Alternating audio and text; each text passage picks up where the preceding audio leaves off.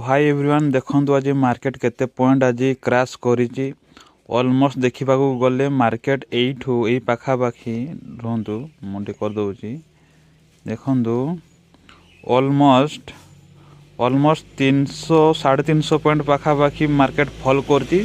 तो एबे भी मार्केट आउरी तळकू जाउछि ऑलमोस्ट 1.46% आज डाउन हे सारिछि मार्केट।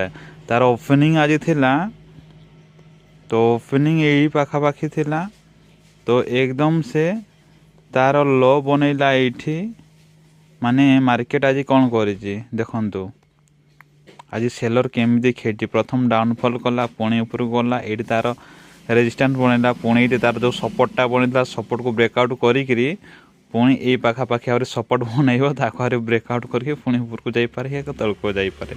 मार्केट आज गजब माने कौन कह पूरा क्रैश।